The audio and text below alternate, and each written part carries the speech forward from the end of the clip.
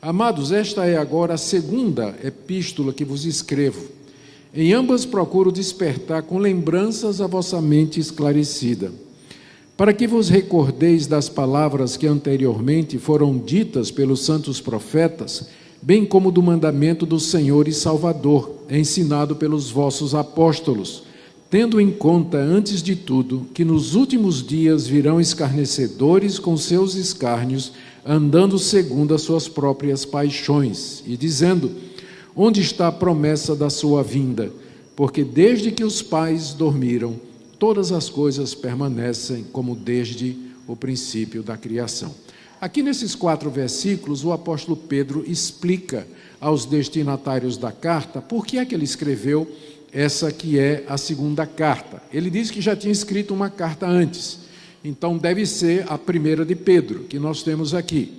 Por isso que ele começa, ele nem anuncia quem são os destinatários, não é? Ele já começa a segunda carta como se fosse a continuação da primeira. Lá na primeira, a gente lê que ele escreveu para os crentes das 5 províncias romanas, que tinham sido evangelizadas pelo apóstolo Paulo. E Pedro se sentia com autoridade para também escrever para aqueles irmãos e trazer da parte de Deus uma revelação importante para aquele momento que eles estavam passando. Pedro diz aí que o objetivo dele era despertar a mente esclarecida dos crentes a respeito de uma questão relacionada com a infiltração de falsos mestres nas igrejas. Nós devemos estar conscientes de que sempre houve falsos mestres. Desde o primeiro momento em que o verdadeiro crente botou o pé na estrada para evangelizar em algum lugar, o falso profeta veio ao lado dele. Sempre a mensagem de Cristo foi distorcida, mal interpretada, omitida ou usada para propósitos errados. A Bíblia tem muitas exortações contra os falsos profetas. O falso profeta é chamado de falso porque a mensagem dele é falsa e porque ele não é profeta. Ele é um emissário de Satanás, é alguém que vem na carne, alguém que tem interesse financeiro. Quando não é financeiro, ele tem interesse em ganhar poder, publicidade, ser reconhecido, exercer algum tipo de influência ou qualquer outra dessas motivações subterrâneas que geralmente guiam o aparecimento de gente desse tipo. Por isso que a Bíblia fala tanto contra os falsos profetas. Há muitas advertências. Aqui Pedro diz: irmãos, eu quero lembrar a vocês que a chegada desses falsos profetas aí, primeiro, ela já foi dita pelos profetas do Antigo Testamento. Veja aqui, verso 2, para que vocês se recordem das palavras que anteriormente foram ditas pelos santos profetas. Os santos profetas aqui são os profetas do Antigo Testamento. Isaías, Jeremias, Ezequiel, Daniel, já não tem mais profetas como eles, porque veja que Pedro se refere a eles como uma categoria fechada. Os santos profetas de antigamente, significa que não tem mais profeta como Isaías, Jeremias, Ezequiel, Daniel, porque já são vistos no Novo Testamento como um tipo de pessoa ou um tipo de ministério que já encerrou a sua participação, uma vez que o Antigo Testamento já está composto, já está pleno, já está encerrado. Então Pedro diz: lembrem o que é que os profetas do Antigo Testamento disseram. Mas não somente isso, ele diz: eu estou escrevendo para lembrar vocês o que é que o Senhor Jesus falou a respeito dos falsos profetas, como ele diz aqui no verso 2, bem como do mandamento do Senhor e Salvador. O Senhor Jesus falou muito dos falsos profetas. Ele diz que naquele dia do juízo, muitos chegariam diante dele dizendo: Senhor, no teu nome expulsei demônios, no teu nome eu curei doentes, no teu nome eu fiz muitos milagres. E Jesus vai dizer: eu nunca conheci vocês, se afastem de mim, vocês que praticam a iniquidade. E Jesus disse que surgiriam falsos profetas no nome dele, fazendo sinais e prodígios, e se possível enganariam até os eleitos. O próprio Jesus fez muitas advertências aos seus discípulos a respeito do erro, a respeito do falso profeta, que ensina o erro, que ensina a mentira, Por isso que a igreja ela tem que estar preparada. Se eu perguntasse a você aqui hoje, não precisa responder, mas se eu dissesse para você, pensando no cenário brasileiro, diga o nome de um falso profeta que você conhece. Muita gente ia ter dificuldade, porque não tem critérios para dizer, esse é um falso profeta, esse está falando o nome do Senhor. E sabe por que não tem critério? E sabe por que é enganado? Porque não estuda. Porque não estuda a Bíblia. Porque não se aprofunda no Evangelho, naquilo que foi ensinado e que está revelado aqui. Por isso vai seguindo qualquer um que apareça dizendo que tem uma palavra, uma revelação de Deus, lá vai a multidão atrás.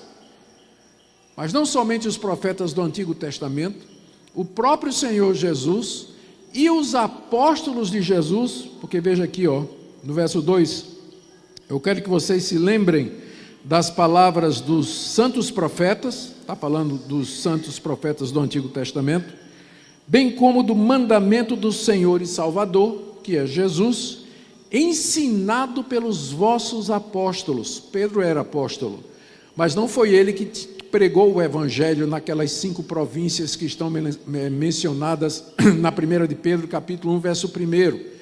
Mas outros apóstolos tinham levado o Evangelho até aqueles crentes. E esses apóstolos tinham avisado aos crentes, cuidado, porque vai aparecer gente usando o nome de Jesus, mas ensinando o erro, ensinando mentira, ensinando aquilo que não está na palavra de Deus. Então, esse é o objetivo pelo qual Pedro escreveu a segunda carta. Ele diz, eu escrevi para recordar a vocês o que os profetas do Antigo Testamento, o que Jesus e aqueles que pregaram a palavra de Deus a vocês disseram a respeito desses falsos mestres. E o que é que eles disseram? O que é que Isaías, Jeremias, Ezequiel, Daniel, o que é que Jesus, o que é que Paulo, o que é que João, Tiago, Mateus, o que é que eles disseram? E que Pedro tem em mente aqui, está aqui no verso 3, que viriam nos últimos dias escarnecedores, andando segundo os seus próprios escárnios, segundo as suas próprias paixões, e perguntando, onde está a vinda de Cristo? Porque desde que os pais morreram, ou seja, desde o início do mundo, desde a morte dos primeiros humanos, que as coisas permanecem do mesmo jeito. Desde que o mundo foi criado até hoje, as coisas estão do mesmo jeito. Cadê a vinda de Jesus? Não estão dizendo que quando ele vier vai ter o juízo final, que o mundo vai ser transformado, que o mundo vai ser queimado? Mas cadê ele? Onde estão as promessas? É sobre isso que Pedro está avisando os seus leitores. E ele diz assim, olha, não fiquem surpreendidos quando aparecer gente no meio de vocês questionando a Bíblia. Cadê as promessas de Deus? Onde está a palavra de Deus? Não se impressione, porque Isaías já falou sobre isso. O profeta Jeremias, então, ele tem vários capítulos no livro dele sobre falsos profetas. O próprio Jesus falou sobre esses falsos profetas. Os apóstolos, inclusive o apóstolo Paulo, falou muito a respeito desses mestres que ensinam o erro. Portanto, o crente não deveria ficar surpreso quando, de repente, no meio da igreja, aparece alguém ensinando alguma coisa que não está na Bíblia. A pessoa geralmente chega dizendo assim, olha, eu tive uma visão, Deus me falou, eu tive um sonho, um anjo me apareceu. Bom, essas são experiências pessoais entre você e Deus, mas o que vale para a igreja é o que foi dito pelos santos profetas, pelo Senhor Jesus e pelos apóstolos. É isso que vale para a igreja. Suas experiências pessoais, guarde para você, meu irmão, minha irmã, guarde para você, mas não queira impor na igreja uma doutrina, uma prática baseada numa experiência que você teve, porque a única regra de fé e prática da igreja é a palavra de Deus que nós encontramos aqui, que foi escrita pelos santos profetas e pelos apóstolos do Senhor Jesus, sendo, portanto, a revelação final de Deus. Pedro adverte aos irmãos para não ficarem surpresos com o aparecimento de mestres questionando o ensino bíblico, especialmente a respeito da vinda, dizendo assim, já faz tanto tempo, que o mundo foi criado, tudo permanece do mesmo jeito, cadê a vinda de Cristo? Onde está a vinda dele? Ele não disse que ele ia voltar uma segunda vez? Os apóstolos não falaram que ele voltaria uma segunda vez? Mas o tempo está passando, o tempo já passou. E cadê? Cadê a vinda de Jesus? Então, essa é a razão pela qual Pedro escreveu essa carta. Foi para advertir os irmãos a terem cuidado com esses mestres. E agora, Pedro aproveita para esclarecer por que é que Cristo parece demorar. Porque parece, não é? Isso aqui foi escrito há 2000 anos atrás. Então já se passaram 2000 anos desde que Pedro levantou essa questão aqui. Então a pergunta é importante para nós. Por que parece que Cristo demora? Por que a vinda dele parece ser retardada? E aqui Pedro apresenta algumas justificativas, alguns argumentos para os seus leitores. Eu queria ver com vocês as explicações que Pedro dá aqui. A primeira explicação é que os falsos mestres que estão dizendo que desde que o mundo começou até o dia de hoje tudo permanece igual, eles estão deliberadamente esquecendo que um dia Deus já trouxe um juízo sobre o mundo chamado dilúvio. Não é isso que está aqui? Veja aqui, no verso 5. Porque deliberadamente esquecem que de longo tempo houve céus bem como terra, a qual surgiu da água e através da água, pela palavra de Deus, pela qual veio a perecer o mundo daquele tempo afogado em água. Esses falsos mestres esquecem que Deus já trouxe um juízo sobre o mundo, e que foi o dilúvio, e que entre a criação do mundo e o dilúvio, muitos anos, milênios talvez, se passaram, até que Deus fez com que o mundo da época de Noé fosse completamente destruído pela água e só sobrou Noé e a sua família na arca. Então, quem fica perguntando, quem fica dizendo, cadê a vinda de Cristo, porque o mundo continua o mesmo do mesmo jeito, esquece que já houve um juízo de Deus. Já houve um tempo em que Deus condenou esse mundo e a iniquidade dos seus moradores através de uma catástrofe que nós chamamos de dilúvio, e que está registrado no livro de Gênesis a partir do capítulo 6. Ou seja, agora vem o segundo argumento de Pedro, da mesma forma, Deus está reservando como um tesouro, Ele está entesourando o mundo que agora existe, o mundo que veio depois do dilúvio até agora. Deus está guardando para a hora certa, para destruí-lo outra vez, só que dessa vez vai ser pelo fogo.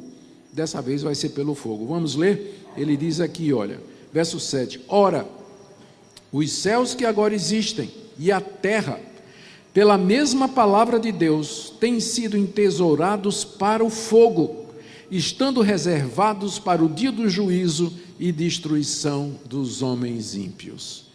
O que Pedro está fazendo aqui é um paralelo.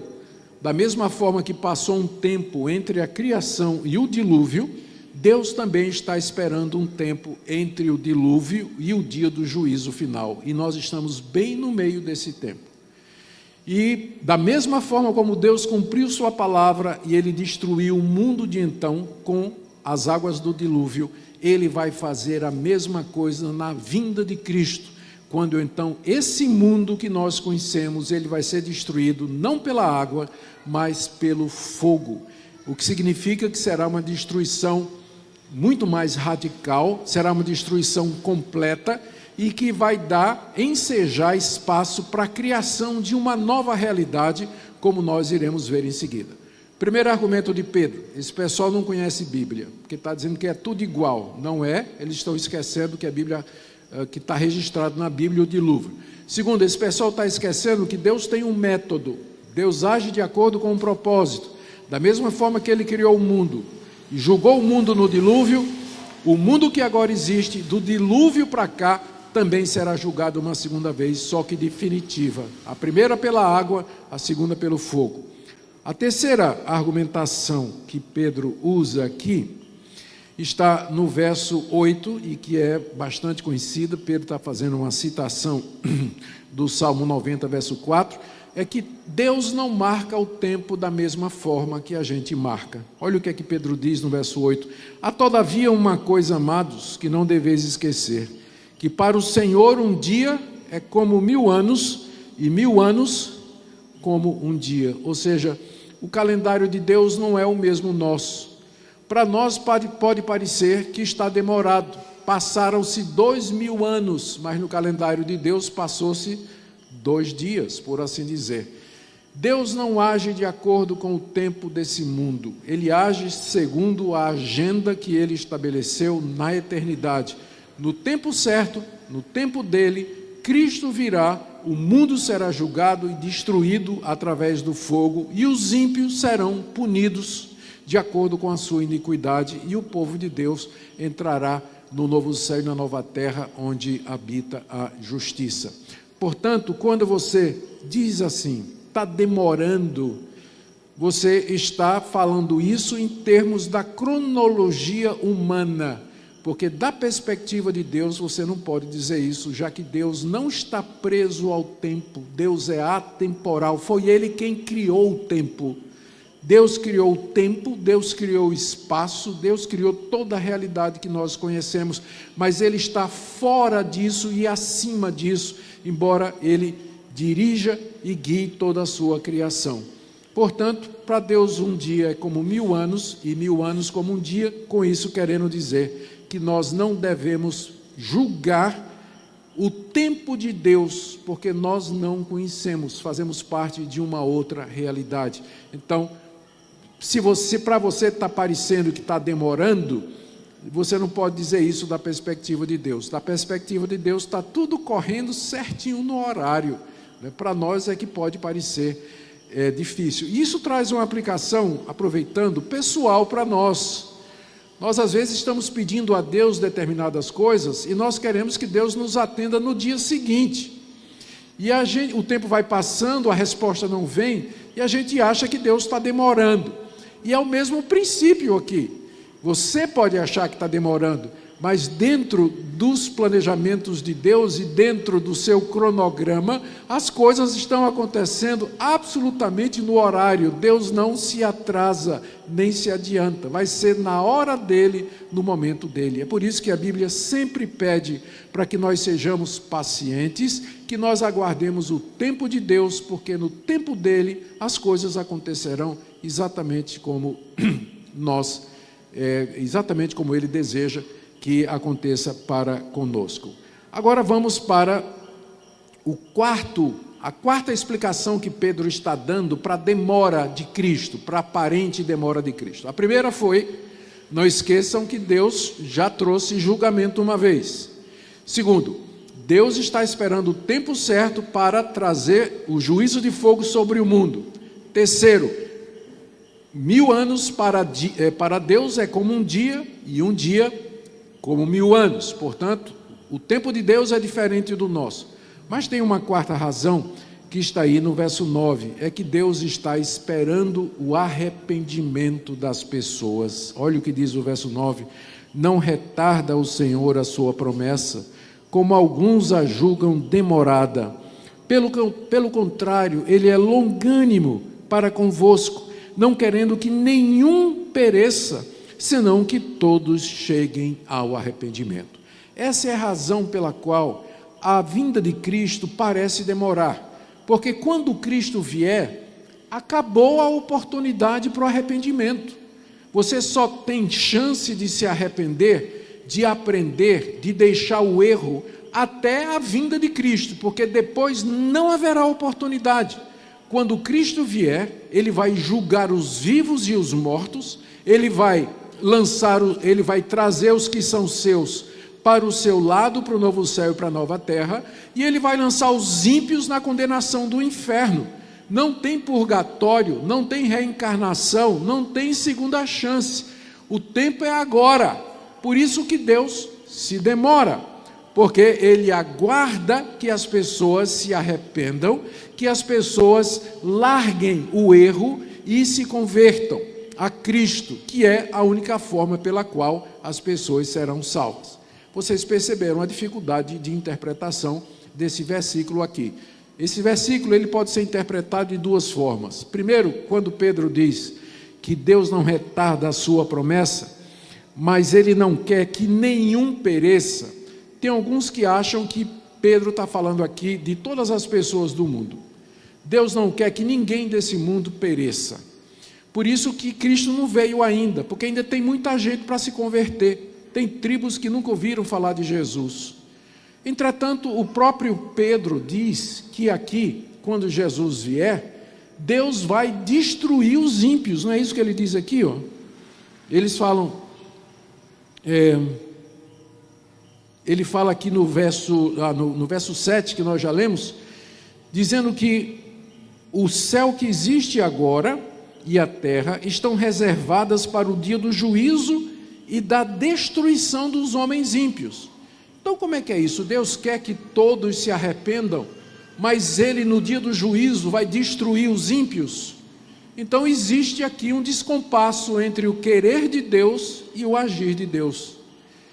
Se o texto está dizendo que Deus quer que toda a humanidade se arrependa, para não ser destruída, nós vamos ter que admitir que Deus quer coisas que Ele mesmo não vai fazer, porque Ele vai destruir os ímpios. Isso aqui está muito claro. Deus vai castigar os ímpios. Então essa passagem não pode ser interpretada como criando uma tensão em Deus. Deus quer fazer uma coisa, mas no final Ele não vai fazer, porque senão Deus deixa de ser Deus. Ele faz tudo o que Ele quer. Se Deus quer salvar todos, Ele salvaria todos. Se Deus quer salvar toda a humanidade, Ele salvaria toda a humanidade. Portanto, a segunda explicação para esse versículo, eu creio que é a melhor. O que Pedro está dizendo, ele está falando para os crentes, não é verdade? Essa carta não foi escrita para os crentes. Ele está dizendo, olha, vocês estão querendo que Cristo volte logo, mas Ele está demorando para dar tempo a vocês de se arrependerem do erro de vocês, de estarem seguindo esses falsos profetas. Então ele está falando do povo de Deus. Deus está aguardando que o seu povo, aquele pessoal a que essa carta foi escrita, se purificasse daqueles erros, abandonasse o ensino dos falsos profetas, porque Deus quer que eles sejam salvos, abraçando plenamente a verdade. Eu creio que essa é a melhor interpretação, porque qualquer interpretação que fala do que Deus deseja que a humanidade toda seja convertida, nós já vamos criar um problema com aquelas passagens que vão dizer que Deus vai lançar no inferno e que Deus vai condenar e que Deus vai de fato fazer com que as pessoas sofram eternamente. Que Deus é esse que não pode evitar o sofrimento de toda a raça humana? Não é? Se Deus é Deus, se Ele quer salvar todo mundo, por que Ele não salva? A resposta é que todas as passagens que você encontrar no Novo Testamento falando em termos universais de salvação, você tem que ler à luz do contexto, e no caso aqui o contexto é o pessoal a quem Pedro está escrevendo e que estava sendo enganado pelos falsos mestres. Volto a dizer, parafraseando Pedro, vocês querem que Cristo volte logo, mas Ele não vem ainda, porque Ele está esperando que vocês se arrependam depois dessa carta que eu estou escrevendo aqui, que vocês conheçam a verdade, que vocês larguem o erro e vocês entendam que Deus tem um propósito e tem um plano. Então, eu creio que é a esses que Pedro se refere, para que o versículo possa fazer sentido. De uma maneira ou de outra, o argumento de Pedro aqui é a paciência de Deus. Cristo está demorando. Parece que Ele está demorando, porque Deus é paciente com o seu povo. Deus quer que o seu povo aprenda, Deus quer que o seu povo cresça. Mas não pode fazer isso no céu? Não. O local de crescermos, de aprendermos, de sermos santos, de crescermos na graça e no conhecimento de Deus, é aqui no mundo. É por isso que Deus deixou você vivo depois que você se converteu. Já teve novo convertido chegando para mim dizendo assim, ô pastor, por que Deus não me leva para o céu? Eu me converti, eu creio em Cristo, estou salvo, por que Ele não me leva logo para o céu? Eu disse, não, você tem que ficar aqui para você ser provado, experimentado, testado, tentado, para que você seja purificado, para que você cresça, para que você tenha experiência. Isso se chama santificação e faz parte do processo de salvação. É por isso que Deus ainda não veio, Cristo ainda não veio. Ele espera que sua igreja cresça, amadureça, aprenda, porque depois da vinda de Cristo, nós não teremos mais essa oportunidade. Essa é a quarta razão que Pedro apresenta para a vinda, para a aparente demora do Senhor Jesus. Vocês estão me seguindo, né? Pedro escreveu a segunda carta para avisar os crentes a quem essa carta foi destinada a respeito dos falsos mestres que estavam questionando a vinda de Cristo, dizendo que estava demorando muito. Se estava demorando muito, quer dizer que ele não virá.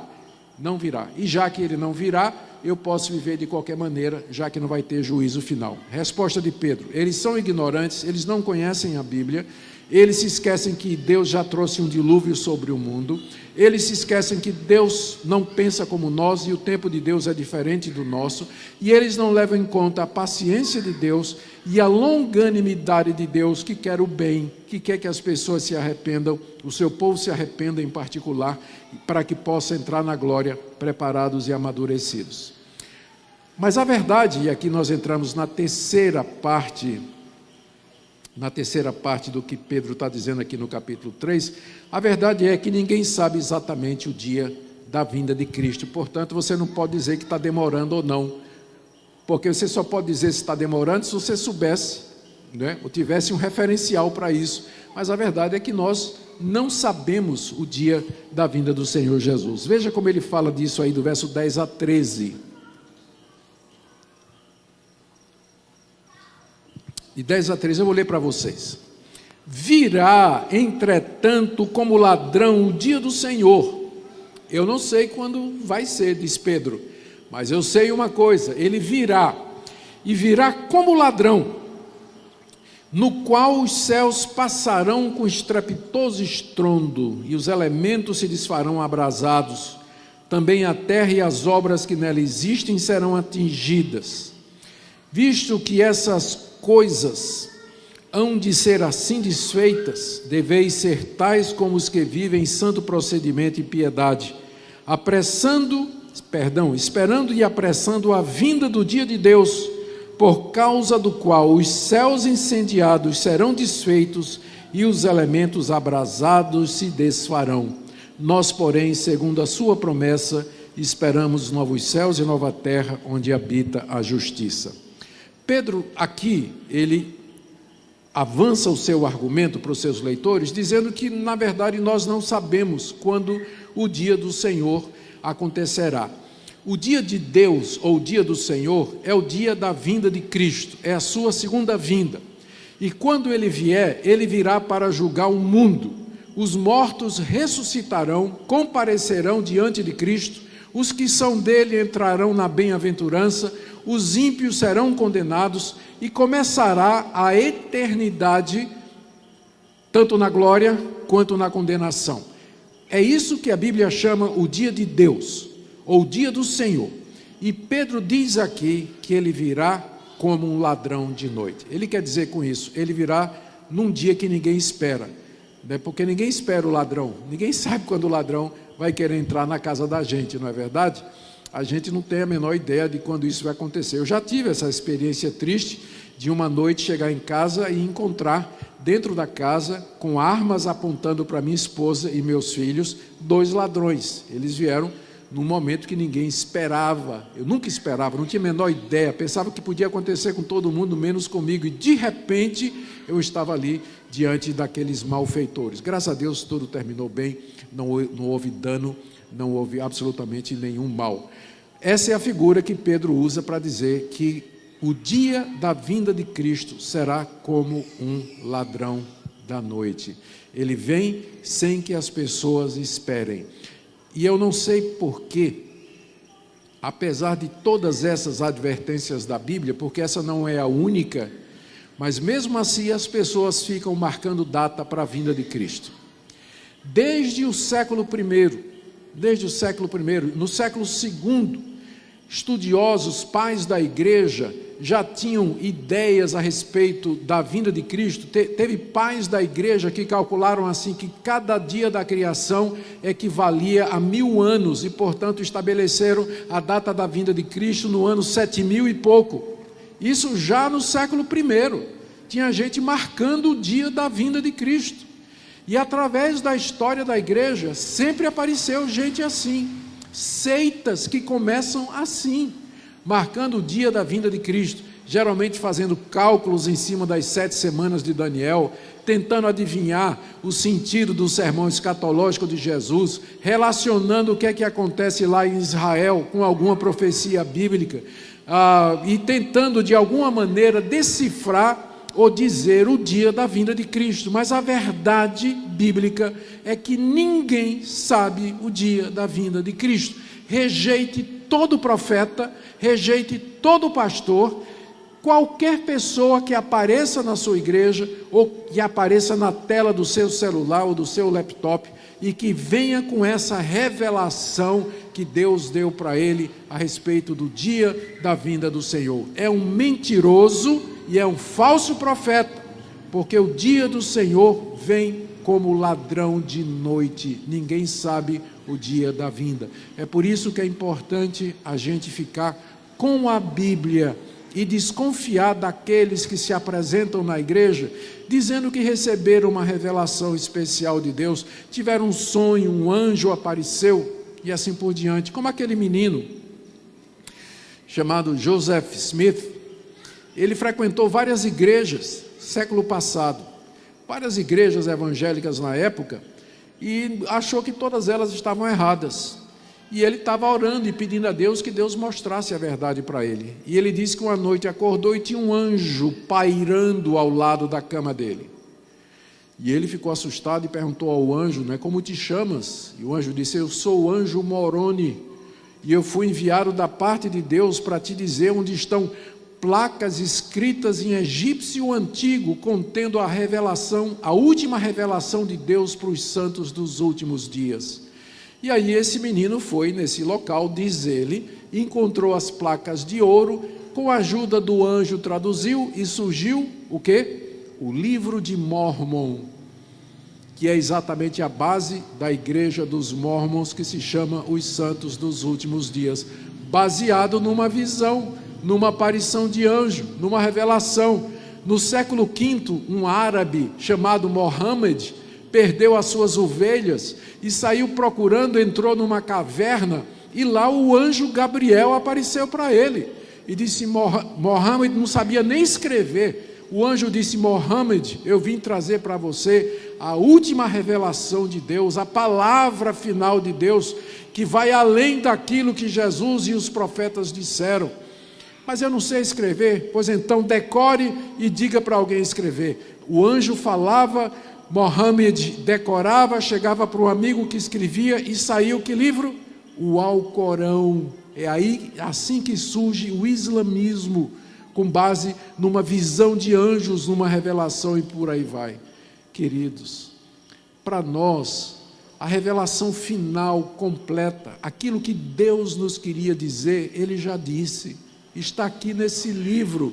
Tudo o que nós precisamos saber a respeito de Deus, do futuro, da história da redenção, das coisas que ainda vão acontecer, elas estão aqui. Por isso, desconfie de qualquer pessoa que traga uma revelação extra-bíblica, fora da Bíblia, porque não é do Espírito Santo de Deus. Aquilo que o Espírito Santo queria nos dizer, Ele já inspirou e está aqui registrado, para que exatamente nós tivéssemos o consolo e a certeza da palavra escrita. O que vai acontecer, segundo Pedro nos diz aqui, naquele dia em que Cristo vier, no dia do Senhor, como ladrão de noite? Ele enumera aqui pelo menos 5 coisas. Primeiro, ele diz no verso 10 e 11, que os céus passarão incendiados e desfeitos. Ainda no mesmo versículo, ele diz que os elementos que compõem a realidade serão abrasados e derretidos. Ele diz que a terra e tudo que nelas há serão atingidos, algumas versões falam descobertos, outras versões falam destruídos, mas o efeito é o mesmo. E Deus então, verso 13, ao verso 11, a realidade como nós a conhecemos será desfeita.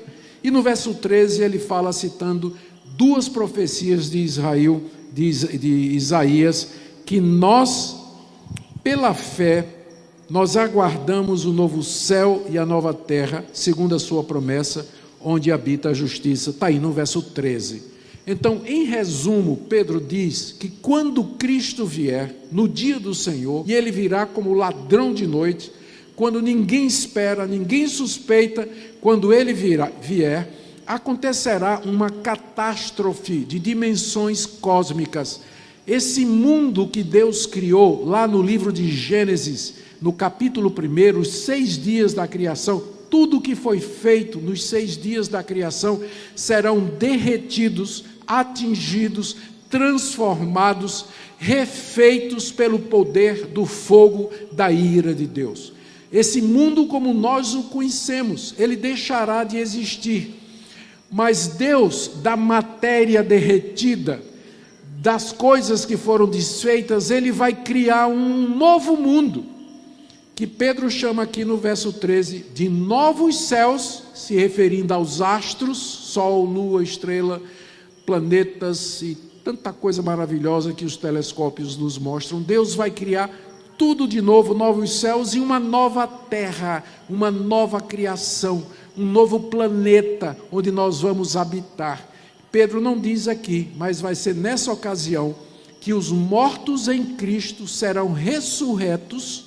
Eles ressuscitarão com um corpo imortal e glorioso, entrarão nesse novo céu e nessa nova terra, enquanto que os ímpios ressuscitarão com corpos para serem jogados no lago que arde com fogo e enxofre para todo o sempre. Para todo o sempre. Essa é a realidade que Pedro coloca aqui diante dos seus leitores. Eu sei que você pode estar perguntando, mas pastor, onde é que ele está falando do milênio aqui? Ele não fala, né? Ele não está falando de milênio aqui, talvez porque não seja interessante para Pedro falar a respeito do milênio, mas pelo que ele está dizendo aqui, e ele está seguindo exatamente o que Jesus disse em Marcos capítulo 13, no seu sermão escatológico, a vinda de Cristo marca o fim desse mundo como nós o conhecemos, e depois vem um novo céu e a nova terra onde habita a justiça. Você pode querer chamar o novo céu e nova terra de milênio, eu não tenho problema com isso. Eu só sei que eu quero estar lá. Se o nome é milênio, é novo céu e nova terra, eu não vou entrar nessa discussão. Mas eu sei que quando Cristo vier, esse mundo será destruído com fogo, um novo céu e a nova terra serão criados, o povo de Deus vai entrar com ele, com Cristo, para todo sempre nessa nova Jerusalém, nessa nova criação, no paraíso restaurado, no jardim glorificado, enquanto que os ímpios, como ele já disse aqui, eles serão destruídos, serão lançados para o sofrimento eterno diante de Deus. É isso que vai acontecer quando Cristo voltar, e isso vai acontecer quando menos as pessoas esperarem. A pergunta é, você pensa sobre isso? Já pensou nessa realidade? O mundo que você conhece, seu carro derretendo, o carro do ano, né? Meu Deus, meu carro nem acabei de pagar, e o carro derretendo, né? A casa que você comprou sendo destruída, não é? Os bens que você tem, a sua moto que você comprou, a propriedade, tudo que você comprou, tudo aquilo sendo destruído pelo fogo. Por isso que a Bíblia diz para a gente não se apegar aos bens desse mundo, porque quando Cristo vier, tudo isso vai passar. E que bom que passe, porque o que tem preparado é melhor. É muito melhor, é um novo céu, novos céus e uma nova terra. Ora, se o céu e a terra que nós conhecemos, por si só, já são locais maravilhosos, a gente estuda os céus, os astros, a gente pega o microscópio e a gente olha para a beleza das coisas no nível subatômico, quântico, e a gente vê tanta beleza, tanta coisa linda. Imagina uma criação que é superior a essa criação. Imagina você estar num corpo que não tem pecado, que não adoece, que não morre, e com o qual você pode se relacionar para todo sempre com Jesus, porque é o corpo de Jesus, nós teremos o corpo igual dele, teremos o corpo semelhante a ele. Já pensou em tudo isso? É o que vai acontecer com a vinda do Senhor Jesus. Então, quando aparecer gente na igreja ou fora da igreja questionando os cristãos e dizendo por que demora a vinda de Cristo, não é? Cadê a promessa? Diga assim: você não sabe o que você está dizendo. É um negócio, quando Cristo vier, vai ser uma coisa tão gloriosa, tão maravilhosa, que Deus está levando o tempo dele para deixar tudo pronto para aquela ocasião. Ele está preparando novos céus e nova terra onde habita a justiça. E o tempo dele não é o nosso tempo. Devemos aguardar o tempo de Deus. Mas não acabou. Diante de tudo isso, Pedro agora faz uma aplicação. Porque não adianta nada a teologia se ela não for aplicada, né? A teologia só presta se ela tiver aplicação prática. Da mesma forma, não pode ter aplicação sem ter teologia. As pessoas às vezes dizem assim: mas para que doutrina, pastor? Para que doutrina na igreja? Gastar tempo com doutrina, né? Vamos evangelizar. Eu digo: tá bom, vamos evangelizar. O que é que a gente vai dizer na evangelização? Nós vamos dizer que Cristo morreu pelos pecados. Aí eu digo: e se a pessoa perguntar quem é Jesus e quais são as provas que a gente tem que ele existiu? Não sei. E se ele disser assim: por que a morte de Cristo na cruz tira pecado? Por que eu não posso eu mesmo pagar meus pecados? Não tem prática sem teologia, irmão. Tu vai evangelizar, tu vai dizer o que na evangelização? Então tem que ter doutrina. Tem que estudar a palavra. Tem sim que estudar a palavra de Deus. Da mesma forma que a teologia não serve para nada se não for colocada em ação, a ação ela tem que ser controlada pela doutrina. Senão tu vai fazer o quê? Tu vai dizer o quê? Não, vamos sair para amar o próximo. O que é amar o próximo? Quem é o próximo? Para todas essas questões práticas, você precisa de respostas que satisfaçam sua mente, seu intelecto, porque Deus lhe fez racional.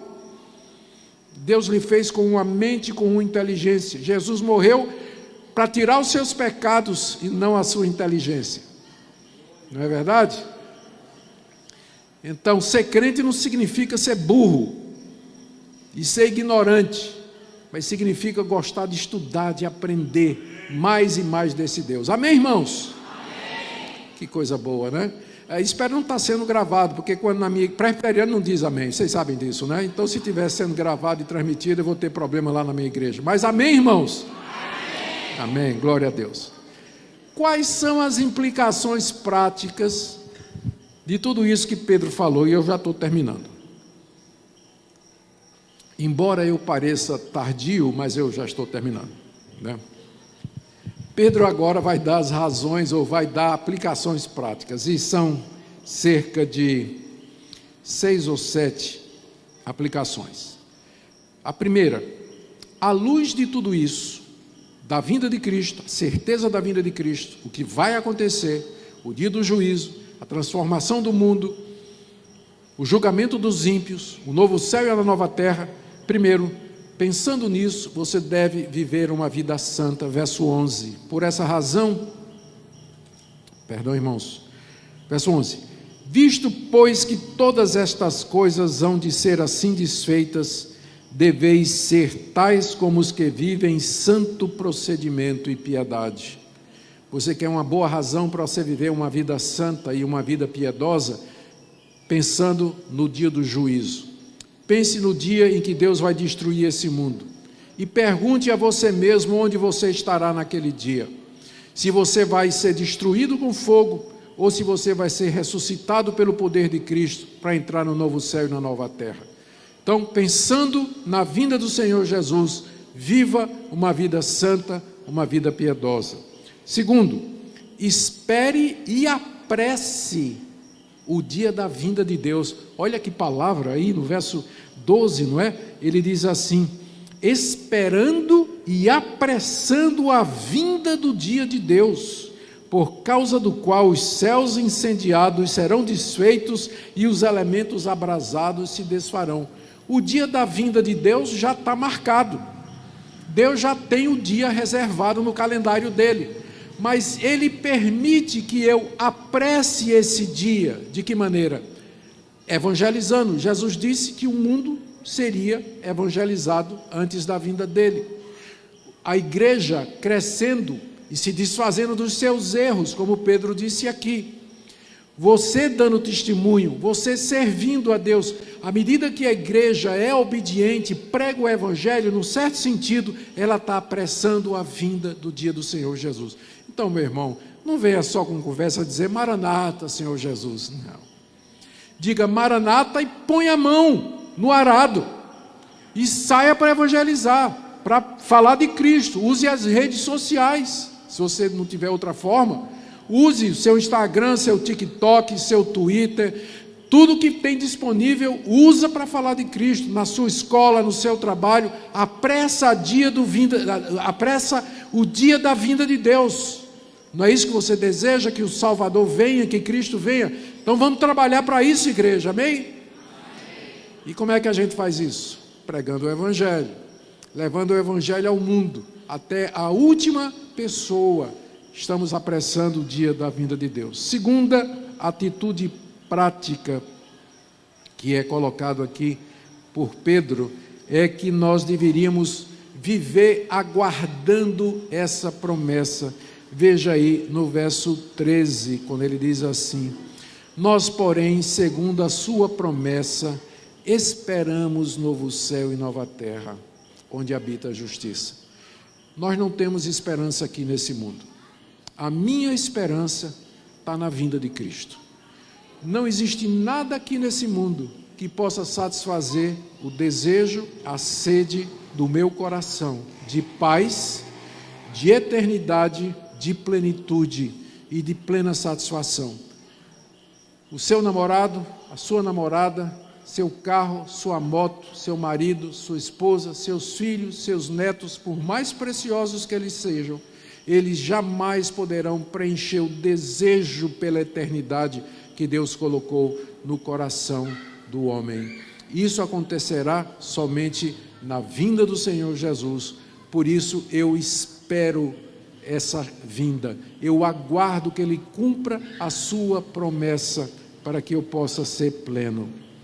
Quarto lugar, se empenhe por ser achado em paz, sem mácula e irrepreensível. Verso 14. Por essa razão, pois, amados, esperando essas coisas, esperando o dia da vinda de Deus, se empenhem, se esforcem por serem achados por Ele quando Ele vier, vivendo em paz, sem mancha e sem ser passíveis de repreensão. Quando Cristo vier, você vai se encontrar com Ele. E como a noiva vai se preparar para se encontrar com seu noivo, você esteja preparado com atos de justiça e de verdade e de santidade para se encontrar com o Senhor Jesus naquele dia. Em quinto lugar, qual seria a quinta aplicação que Pedro está fazendo aqui do dia da vinda de Deus? Estudar a palavra de Deus.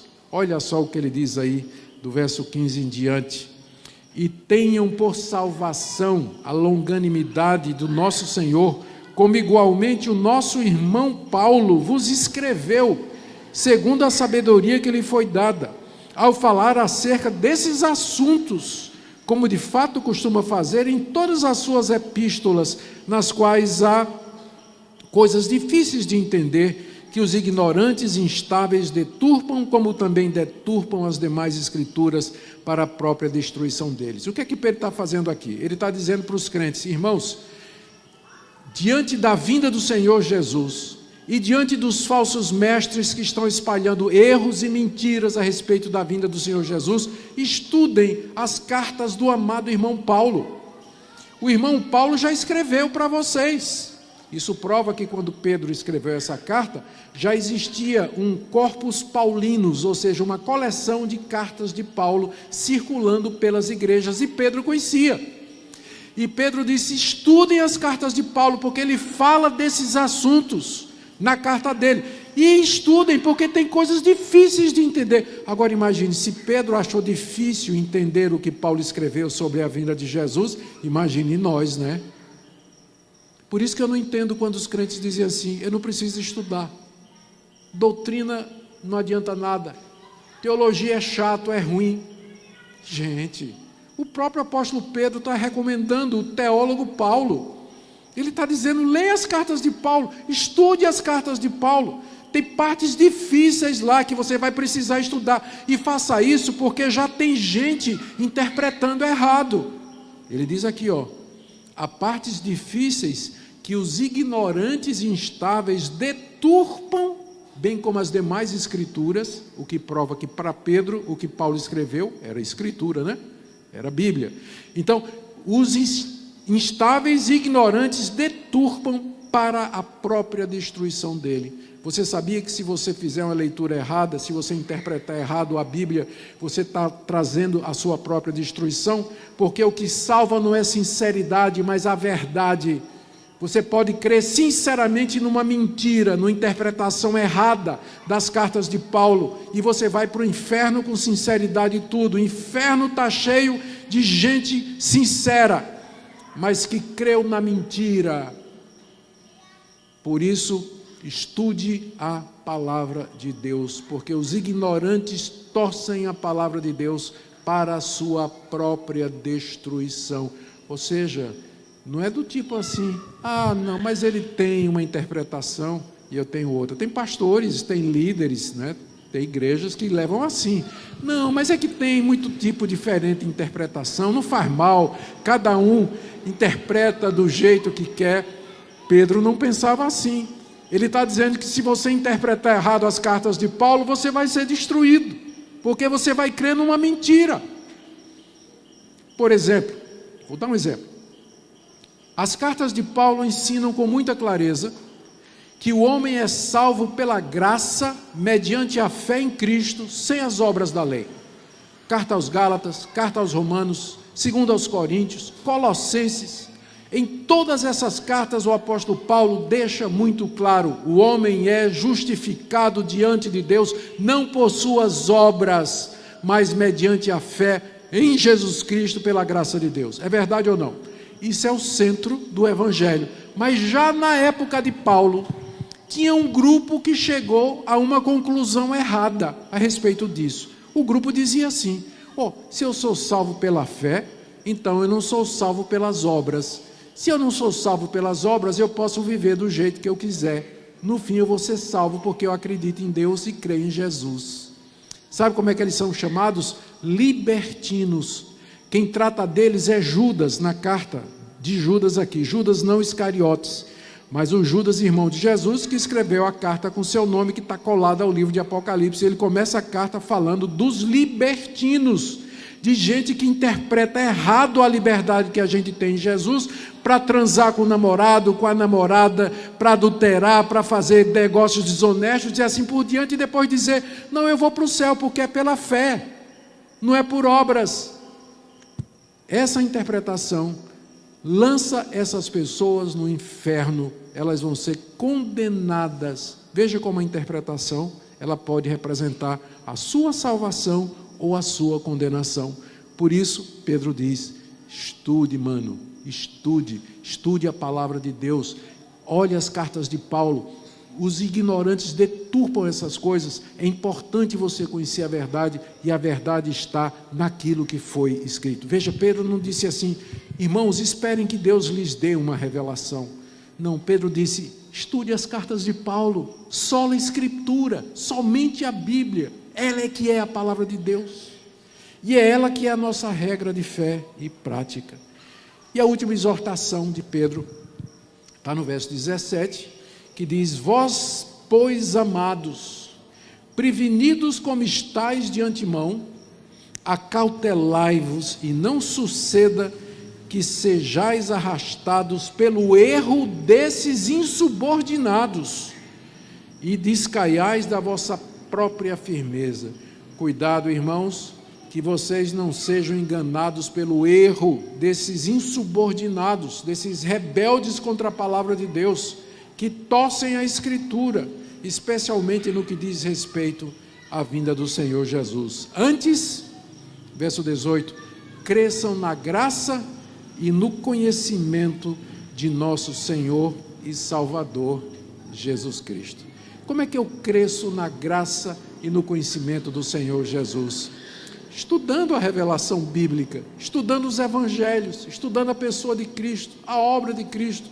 estudando o que os apóstolos escreveram, estudando o que os santos profetas do Antigo Testamento escreveram.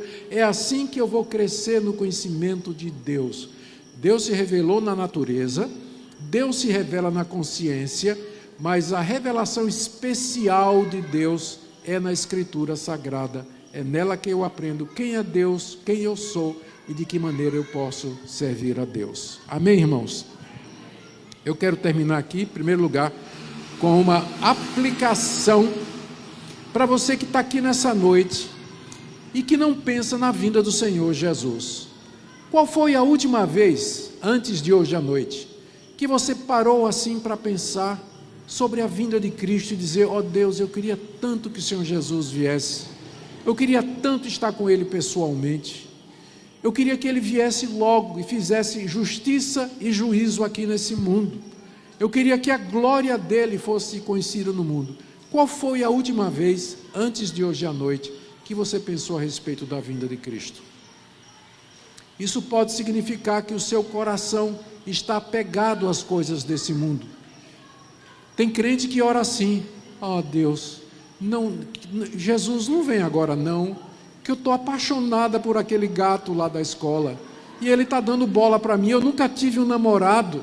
Se o Senhor Jesus vier agora, vai estragar minha chance de ter um namorado. Você pensa assim? Que a vinda de Cristo vai ser um transtorno para os seus planos de terminar o seu curso, arrumar um emprego, ganhar seu dinheiro, fazer uma viagem, se divertir? É assim que você vê a vinda de Cristo? Como sendo alguma coisa que vai atrapalhar os seus desejos? Tem alguma coisa errada, muito errada com você, se você pensa dessa maneira. Veja como essa passagem está cheia de exortações. Desejem a vinda de Cristo, esperem a vinda de Cristo, apressem o dia da vinda do Senhor, entendam por que Ele está demorando. Quando Ele vier, Ele vai criar uma nova realidade muito superior a essa. Talvez você esteja aqui essa noite e você não acredita na Bíblia, e você não acredita no que a palavra de Deus está dizendo. Mas essa noite eu quero dizer a você que você acabou de ouvir a exposição clara e fiel daquilo que Deus revelou na sua palavra, e que o Espírito Santo de Deus quer tratar a sua incredulidade, a sua indiferença e a sua dúvida, porque Deus é paciente e Deus deseja que você conheça a verdade a respeito do seu filho. E eu queria que você refletisse nisso essa noite.